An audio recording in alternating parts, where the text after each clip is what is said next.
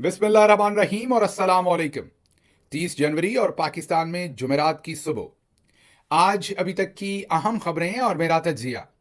सबसे पहली खबर आपके सामने डैलस टेक्सास से रखते हैं, जहां से खबर आ रही है कि बाप नंबरी बेटा 10 नंबरी। जी हां, ये कैसे मुमकिन है कि चौधरी निजामुद्दीन किसी हीरे को पहले तलाश करें, फिर उसको तराशें, फिर एक जौहरी की तरह अपनी ऐनक नीचे करके आपके सामने पेश करें और उस हीरे में शरीफ खानदान वाली खसूसियात ना हो। यह मुमकिन नहीं है।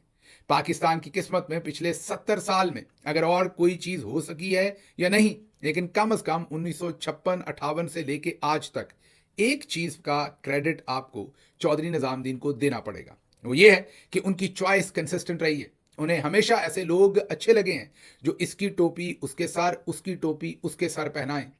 उन्हें कभी भी सीधा काम करने वाला बंदा पसंद नहीं आया, और अगर कभी कोई ऐसा शख्स इमरान खान की सूरत में सामने आया तो फिर चौधरी निजामुद्दीन साहब ने कहा कि मिसाल बनाकर रख देंगे, रगड़ कर रख देंगे, नाम के ऊपर लाल लकीर फेर देंगे। और जब भी उन्हें शरीफ खानदान की तरह का कोई शख्स नजर आया तो उन्होंने उसे पाला पोसा, चूमा चाटा, बड़ा किया और उसको कौम की किस्मत के ऊपर मुसल्लत किया। क्योंकि ऐसे ही लोग हैं जो चौधरी साहब को पसंद है और वापस में चौधरी साहब को डिविडेंड देते हैं। अब अहवाल आपके सामने जो जेंट्री बीच साहब आए हुए हैं उनका रखते हैं। जाहिर है जनरल आसिम मुनीर साहब के जो सबऑर्डिनेट्स हैं उन्होंने इनको लॉन्च किया है पाकिस्तान के अंदर। मोहित पीरजादा साहब और दूसरे लोगों ने भी तफसील से इस पर बात की है, उनको भी जरूर सुनिएगा। हमारा भी पिछला वीलॉग जरूर सुनिएगा, उसमें भी काफ़ी तफसीलात हैं। लेकिन क्योंकि उस वक्त ये खबर आई ही थी तो इसका जो तशखीस थी इस मर्ज की वो पाकिस्तानी यूथ वैसे तो बहुत तेज़ी से करती है, इसीलिए उनको शैतानी, शिद्दत पसंद, इंतशारी ये सब कुछ कहा जाता है। लेकिन थोड़ा सा वक्त तो उनको भी जाहिर लगता है, डॉक्टर को भी लगता है। तो अभी 18 घंटे होने वाले हैं सारे काम को हुए, तो अब अल्ट्रासाउंड रिपोर्ट कम से कम हमारे सामने है। अगले एक आध दिन के अंदर अंदर तो एमआरआई भी हो जाएगा। तो जो अल्ट्रासाउंड रिपोर्ट हमारे सामने है वो ये कहती है कि जो जेंट्री बीच साहब है वो तो नंबरी ही हैं, बाप 10 नंबरी, मतलब के डैलस टेक्सास से अब मिस्टर हमजा जो कि बहुत अच्छी रिसर्च करते हैं, उन्होंने रिसर्च करके अब ट्विटर पर यह शेयर किया है कि गैरी जो बीच हैं, जो इनके वालिद मोहतरम बताया जाता है, मीडिया रिपोर्ट कर रहा है, वो बैंकरप्सी मीन उन्होंने दिवालिया होने की एक पिटीशन डाली और बाद में उसमें वो बैंक फ्रॉड में मुलव्वस पाए गए। मतलब कि उन्होंने बैंक के साथ फ्रॉड किया और बैंकरप्सी का वो केस उनके खिलाफ है, जिसमें यह भी लिखा गया है कि उनके एक बेटे ने भी उनको हेल्प की। अब ये नहीं पता कि उनके एक बेटा है या एक से ज़्यादा बेटे हैं और वो अशारा इनकी तरफ है जो साहब आए हुए हैं या कोई और है। बहरहाल ये जो मीडिया पे रिपोर्ट हो रहा है ये आपके सामने रख रहे हैं। इसके बाद जो अगली चीज़ें सामने आ रही हैं वो भी बड़ी इंटरेस्टिंग है। अब क्योंकि जो जेंट्री बीच साहब है वो जनरल आसिम मुनीर साहब की तमाम मुश्किलात का हल लेके आए हैं। एक कारोबारी आदमी जो होता है वो अमूमी तौर पर सिर्फ आकर कहता है कि मैं इन्वेस्टमेंट करूंगा, लेकिन आप यहां पर देखिए कि वो इनकी तमाम ज़रूरतें पूरी कर रहे हैं। अरबों डॉलर की इन्वेस्टमेंट के वादे भी कर रहे हैं, उसके साथ वो टाउट सहाफ़ियों के साथ बैठ के इंटरव्यूज़ भी दे रहे हैं, वो रिचर्ड ग्रैनल को भी डिस्क्रेडिट कर रहे हैं, वो प्रेसिडेंट ट्रंप के भी बहुत बड़े साथी और उनके बड़े दस्ते रास्त होने का दावा कर रहे हैं।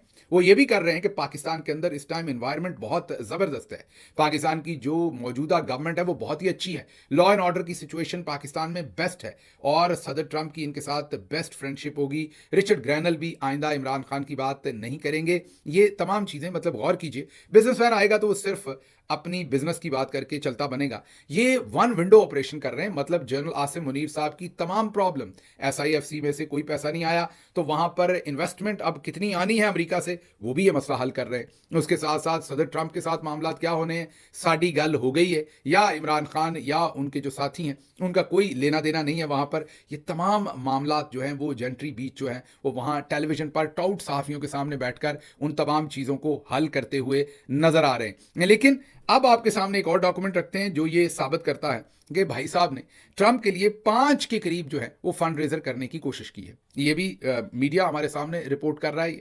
उसमें पहली दफ़ा जो कोशिश की गई 2019 से 2020 में, उसमें $17,000 इकट्ठे कर पाए। आपने अब जरा गौर से चेक करना है, कोई पाकिस्तानी सरे राह भी अपने घर में फंड रेजर रख लेना तो $1-2 लाख तो इकट्ठे कर लेता है। इन्होंने $17,000 एक दफ़ा इकट्ठे किए, दूसरी दफ़ा ये सिर्फ $5,625 इकट्ठे कर सके, तीसरी दफ़ा ये 5,625, ये भी शायद वही टर्म जो है वो रिपीट हो रही है। चौथी दफ़ा इन्होंने $2,800 इकट्ठे किए, $2,800, और पांचवी दफ़ा जो है इन्होंने $0 इकट्ठे किए। मतलब कहने का ये है कि सबसे बड़ी अमाउंट जो फंड रेजिंग की, इतने बड़े कारोबारी आदमी जो इकट्ठे कर पाए, वो $17,000 हैं। तो इससे इनका जो वॉल्यूम है उसकी समझ आती है। लेकिन जो सबसे यहाँ इंपॉर्टेंट बात है आपके समझने के लिए वो ये है कि हमारे जो इस वक्त जनरल साहबान हैं, और स्पेशली आसिम मुनीर साहब, army chief general Asim Munir, आप उनकी परेशानी का आलम देख लीजिए कि वो किस कदर परेशान है कि उन्हें इस तरह के बिजनेसमैनों को उतार कर एक बयानिया बनाने की कोशिश की जा रही है। मोहित पीरजादा साहब से ये पता चला कि ये जो लॉबियस्ट हायर किए गए हैं, जिन्हें शायद $1,25,000 माहाना दिए जा रहे हैं पाकिस्तान के किसी इदारे की तरफ से, उनकी वसातत से ये बिजनेस डेलीगेशन जो है ये सब कुछ बना के पाकिस्तान में पेश किया गया।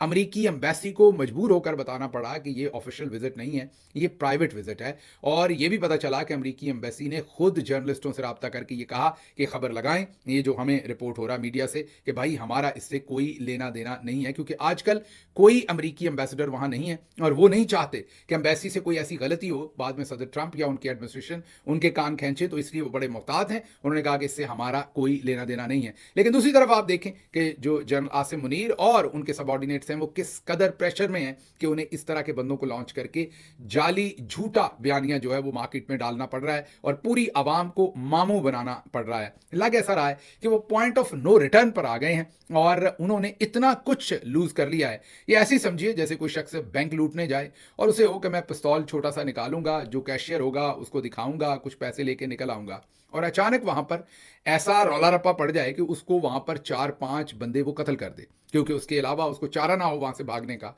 तो उसको पैसे भी ना मिले या पैसे मिल जाए लेकिन वो 5-6 बंदे कत्ल कर दे। अब जब वो बैंक से भागेगा तो उसके पीछे पुलिस लग जाएगी, उसने अब कत्ल भी किए हैं। अब वो पॉइंट ऑफ नो रिटर्न पे चला गया। अब उसके सामने जो भी आएगा वो अपने आप को बचाने के लिए अपने डर में उसको मारता जाएगा और उसके पास ये ऑप्शन तो होगा नहीं। एक ही ऑप्शन होगा कि वो पुलिस के हवाले अपने आप को करे। अगर उस मुल्क में सजाए मौत है तो उसके लिए जाए, अगर उम्र कैद है तो उसके लिए जाए, और या भागता रहे, जो भी सामने आए उसको मारता रहे। पाकिस्तान के अंदर भी जो रजीम है वो पॉइंट ऑफ नो रिटर्न पर चले गए। उन्होंने तो इलेक्शन चोरी किया था, इमरान खान की हुकूमत गिराई थी, जो 70 साल से करते आए हैं वही किया था। मतलब एक बैंक ही लूटने की छोटी मोटी कोशिश थी, उसके अंदर मामला दूर के दूर निकल गए। उसके अंदर इलेक्शन लूटा, एक लीडर इतना मकबूल हो गया, 9 मई करना पड़ा, उसके अंदर भी 25 लोगों को शहीद हो गए, उसके अंदर 25 लोग। उसके बाद 26 जो नवंबर है उसके अंदर तो तादाद लोगों को शहीद कर दिया गया, अभी पता नहीं कितने लोगों को। तो ये इतने बड़े बड़े जराइम सरजद हो गए हैं कि अब पॉइंट ऑफ नो रिटर्न पर आ गए हैं, उन्हें पता नहीं किस तरफ जाएं। तो अब झूठ बोलना पड़े या कुछ भी करना पड़े, हम हर चीज के लिए तैयार हैं और दूर तलक जाने की कोशिश करेंगे। जो भी हमें करना पड़े हम वो करेंगे, लेकिन मकसद एक ही है हमारा कि हमने किसी सूरत भी कोशिश एक ही करनी है कि हमने ये सारे का सारा जो मामला है इसमें किसी सूरत भी पीछे नहीं हटना। हालांकि आसान काम था, 8 फरवरी को जब इमरान खान इलेक्शन जीत गए थे तो उनको हुकूमत दी जाती और इस सारे काम को वहां रोक दिया जाता, लेकिन हमने डबल डाउन किया और उसके बाद वो कुछ कर डाला 26 नवंबर को कि अब हमें इस तरह से बिजनेसमैन लॉन्च करने पड़ रहे हैं बयानिए को बदलने के लिए। अगली खबर की तरफ चलते हैं जी।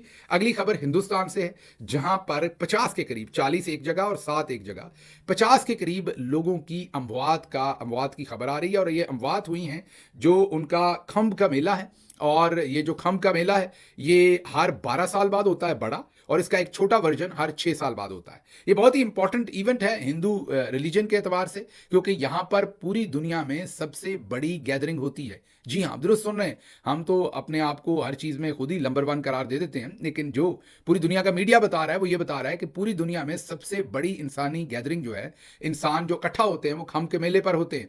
और किसी एक दिन में सबसे ज्यादा 50 लाख लोग यहां पर इकट्ठे हो चुके हैं, और उसके साथ साथ ओवरऑल यहां पर 400 मिलियन, जी हां 400 मिलियन मीन 40 से 45 करोड़ लोग जो है इस पूरे मेले का जो पूरा दौरानिया होता है उसके अंदर इकट्ठे होते हैं। ये 4 जगह पे होता है, एक ही टाइम में 4 मुकामात के ऊपर ये मेला हो रहा होता है। और ये इसकी मैं रिलीजियस साइड के ऊपर नहीं जाता, इसके अंदर आपने वो फिल्मों में देखा भी होगा, हिंदुस्तानी फिल्मों में, कि जो बॉलीवुड मूवीज़ हैं उनके अंदर कि वो पानी में डुबकी लगाते हैं, जो वो समझते हैं कि वो डुबकी लगाना पाक, उससे उनके गुनाह धुल जाते हैं, तो वो खम्ब के मेले में किए जाते हैं। इनका जो महामेला होता है वो 144 साल के बाद होता है। लेकिन बहरहाल अभी जो मेला हो रहा था उसमें भगदड़ मची है और उसमें 50 लोग जो हैं वो इस दुनिया से चले गए हैं। और इस ये जो मेला है इसकी बहुत ही ज़्यादा अफादियत यही भी है कि ये उनके लिए एक बहुत बड़ा फाइनेंशियल गेन भी है, एक टूरिज्म भी है और उसके साथ साथ एक पूरी की पूरी इकोनॉमिक एक्टिविटी है। बिलियंस ऑफ डॉलर्स, जी हाँ, बिलियंस ऑफ रुपीज़ नहीं मैं कह रहा, बिलियंस ऑफ डॉलर्स इससे इकट्ठे होते हैं क्योंकि मिलियंस एंड मिलियंस जो हैं वो ट्रैवल करते हैं और उस जगह पर पहुंचते हैं। नंबर्स हम आपके सामने रख चुके हैं कि दुनिया में सबसे बड़ी गैदरिंग है। तो ये हिंदुस्तान से अफसोसनाक वाकया जो है वो सामने आ रहा है। अब एक और अफसोसनाक वाकया आपके सामने रखते हैं और वो इस्लामाबाद हाई कोर्ट से।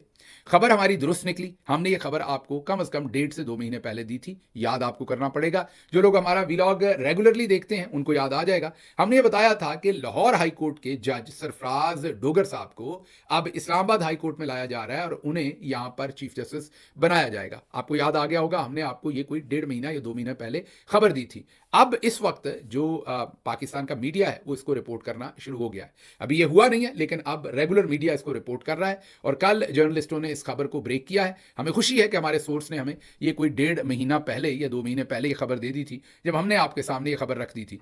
अब मामला ये है कि ये जो सरफराज डोगर साहब हैं इनको क्यों लाना पड़ रहा है लाहौर से? इनको इसलिए लाना पड़ रहा है कि अगर जस्टिस आमिर फारूक साहब को ऊपर सुप्रीम कोर्ट का जज एलिवेट करना है, जितनी उन्होंने खिदमात दी हैं चौधरी निज़ामुद्दीन को, और फिर वो कभी ना कभी सुप्रीम कोर्ट के चीफ जस्टिस भी तो बनना चाहेंगे, तो अगर उन्होंने ऊपर जाना है तो फिर ऊपर मतलब सुप्रीम कोर्ट जाना है तो फिर उनकी जगह पर justice Mohsin Akhtar Kiyani automatically chief justice बन जाएंगे क्योंकि वो सीनियर तरीन जज हैं। लेकिन मोहसिन अख्तर कियानी साहब को तो हमने बनाना नहीं, उनसे तो हमें बहुत बड़ा मसला है। तो फिर हमने क्या करना है? फिर हमने ऐसी सिचुएशन में डेफिनेटली हमारी ट्राई एक ही है कि हम कोई ऐसा जज लाएं जिसको हम किसी ना किसी तरीके से हैंडल कर सकें। तो सरफराज डोगर साहब का नाम निकला है। इन्होंने, ये वही जज साहब हैं जिनके बारे में मशहूर है कि इन्होंने अपने नायब कासिद के जरिए पैगाम देकर शहबाज शरीफ को जमानत दी थी। लाहौर हाई कोर्ट में होते हैं, नून लीग के करीबी माने जाने जाते हैं। सरफराज डोगर साहब को जब अब 26वीं आईनी तरमीम के बाद सदर पाकिस्तान के ट्रांसफर का नोटिफिकेशन निकाल सकते हैं। अगर सदर पाकिस्तान वो नोटिफिकेशन निकाल दें तो ये इस्लामाबाद हाई कोर्ट में आ जाएंगे। आमिर फारूक साहब के जाने के बाद ये ऑटोमेटिकली सीनियर तरीन हो जाएंगे और यूं ये वहां पर चीफ जस्टिस बन जाएंगे और उस अदालत को कंट्रोल कर लिया जाएगा। दूसरी खबर वहीं से है कि जस्टिस राजा इनाम अमीन मिन्हास, जी हां, जो हाल ही में जस्टिस मिन्हास और जस्टिस आजम खान को इस्लामाबाद हाई कोर्ट में लगाया गया खुसूसी तौर पर इमरान खान के केसेस सुनने के लिए और बुशरा बीबी के केसेस सुनने के लिए। उनके सामने जब केस गया और सलमान सफदर ने कहा कि हम आपके सामने केस आर्गू नहीं करना चाहते, 2 दिन से ये बहस हो रही है, लेकिन जस्टिस मिन्हास जो हैं एडिशनल जज हैं, उन्होंने बिल्कुल इनकार कर दिया है और उन्होंने कहा है कि नहीं, ये केस मैंने ही सुनना है, हर सूरत मुझे ही चौधरी साहब ने कहा हुआ है, आपने ही सुनना है। राजा साहब दिल करे ना सुनना चाहते हो, लेकिन पीछे से आपको पता है कि डांग ऐसी है कि उन्होंने कहा ना भाई, आप ही ने सुनना है। तो आप राजा साहब को जनाब मुस्तरद करनी पड़ी है इस्तदा। देखते हैं आप पाकिस्तान तहरीक इंसाफ के इमरान खान के बुशरा बीबी के वकला क्या करते हैं, लेकिन फिलहाल गेम वहां पर फंसी हुई है। अगली खबर, मिशाल यूसुफजई जो इमरान खान साहब और बुशरा बीबी की हाल ही में तर्जुमान के तौर पर एक खत सामने आया था उनके बारे में, उनके पीछे पड़ी हुई है पूरी की पूरा सिस्टम। उनकी जेल जाने पर पाबंदी लगाई हुई है और वो जेल के अंदर दाखिल नहीं हो सकती। 2 दफ़ा ऐसा हुआ है कि इमरान खान साहब को एहतजाज करना पड़ा है कि उनको क्यों अंदर दाखिल नहीं होने दिया जाता। वो बुशरा बीबी की तर्जुमान भी हैं। अब उनके ऊपर एक नया भोंडा केस बनाया गया है और वो केस ये बनाया गया है कि उनकी वकालत का लाइसेंस जो है वो मनसूख कर दिया गया है और अदालत में उनके खिलाफ कार्रवाई उस पर की गई है और उनके अदालत में दाखिले पर पाबंदी लगाई गई है। वजह सिर्फ ये है कि वो बाहर आकर वो बात बताती हैं जो अंदर से कहा जाता है और बाहर की वो बात अंदर बताती हैं जो उनको लगता है कि सच है। इसलिए अब मिशाल यूसुफजई जो हैं वो टारगेट पे हैं और किसी को टारगेट नहीं किया जा रहा। आप ये भी देखिए, चौधरी साहब अब जो हैं वो मिशाल यूसुफजई को हर सूरत टारगेट कर रहे हैं और कोशिश कर रहे हैं कि वो किसी सूरत भी अंदर इमरान खान साहब तक या बुशरा बीबी साहबा तक ना पहुंच सकें और बाहर की बात अंदर उन तक और अंदर से बाहर बात जो है वो इंडिपेंडेंटली आवाम के सामने कन्वे ना कर सकें। इस खबर को भी हम फॉलो करेंगे और देखेंगे कि आने वाले दिनों में क्या होता है। खैबर पख्तूनख्वा में आईजी खैबर पख्तूनख्वा को तब्दील कर दिया गया है और उनकी जगह पर नोटिफिकेशन जारी हुआ है। जुल्फकार हमीद नए आईजी खैबर पख्तूनख्वा है। मैं इन्हें ज़ाती तौर पर ही आप समझ लीजिए क्योंकि पंजाब में मैंने सर्व किया हुआ है, तो जो पुलिस अफसरान से मुझे इनकी रेपुटेशन मिली है वो यही है कि नून के करीब हैं और वीक इंतज़ामी तौर पर पुलिस ऑफिसर हैं। बट लेट्स सी क्या करते हैं, अभी उनके बारे में कुछ कहना बहुत अर्ली होगा। अच्छा काम करेंगे तो हम सताइश करेंगे, बुरा काम करेंगे तो हम तनकीद करेंगे, लेकिन फिलहाल ये खैबर पख्तूनख्वा में आईजी के तौर पर गए हैं। दूसरी तरफ हमने आपको पहले भी बताया था कि जो आईजी पंजाब है वो अब पंजाब से निकलना चाहते हैं और डीजी FIA लगना चाहते हैं और उनको लगाने का फैसला भी कर लिया गया था, लेकिन फिर शरीफ खानदान के अंदर रिफ्ट है जिसकी वजह से उन्हें DGFIA नहीं लगाया जा रहा। वो लगना चाह रहे हैं। बहरहाल इस कड़ी का, ये हमने पहले भी आपके सामने खबर रखी है चंद हफ्ते, अब इस कड़ी का एक नया काम हुआ है और वो ये है कि मौजूदा DGFIA को ओहदे से हटा दिया गया और वजह बनाई गई है यूनान में उलटने वाली कश्ती। जी हाँ, याद होगा जिसमें पाकिस्तानी जाँ बाक हुए थे, 44 के करीब पाकिस्तानी जाँ बाक हो गए थे उस कश्ती में उलटने की वजह से। अब जो DGFIA है उनको हटा दिया गया उनके ओहदे से और वजह वही बनी है, कश्ती बताई गई है, लेकिन पीछे मेरा ख्याल वजह वो शरीफ खानदान का और IG पंजाब का सागा है जिसमें वो चाहते हैं कि वो DGFIA लगें। अच्छा जी, अगली खबर आपके सामने मुज़ाकरात के बारे में रखते हैं। मुज़ाकरात के अलावा कोई रास्ता नहीं। अगर PTI सड़कों पर आएगी तो उनके साथ वही होगा जो पहले हुआ है। राणा सनाउल्लाह फिर कत्लो गारत की धमकी दे रहे हैं।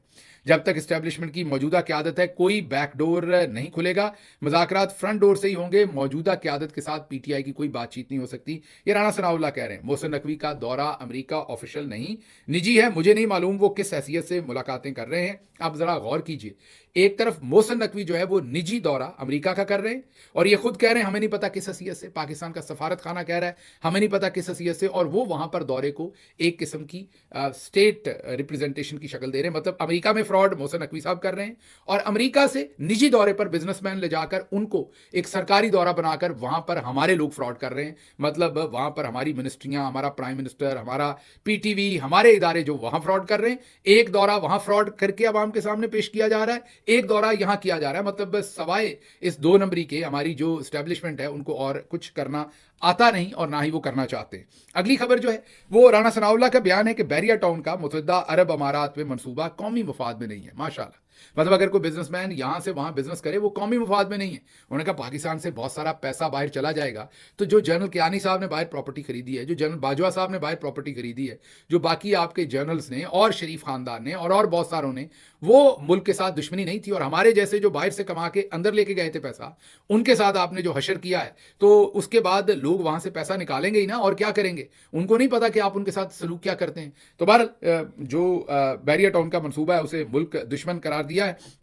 उसके बाद आखिरी खबर, पीपल्स पार्टी, पहले उन्होंने पीका कानून जो है उसको पास करवाया है, अब मुनाफकत कर रहे हैं कि हम इसमें तरमीम करेंगे। जी हाँ, ये सहाफ़ियों के साथ लारे लगा रहे हैं, दोनों तरफ विकेट के खेल रहे हैं। पहले पास करवाने में वोट किया है, अब शहरी रहमान साहबा, जी हाँ वही जिनको बड़ी बड़ी फंडिंग अमेरिका से मिलती है जिना इंस्टीट्यूट के नाम से, वो NGO वाली आंटी जो है वो अब कह रही हैं कि हम इसमें तरमीम करवाएंगे, मतलब दोनों तरफ खेलेंगे। खबरें और भी थी लेकिन उनको पंजाबी व्लॉग में कवर करेंगे। मुझे यहाँ से इजाज़त दीजिए। अल्लाह आपका हामी और नासिर हो। पाकिस्तान जिंदाबाद।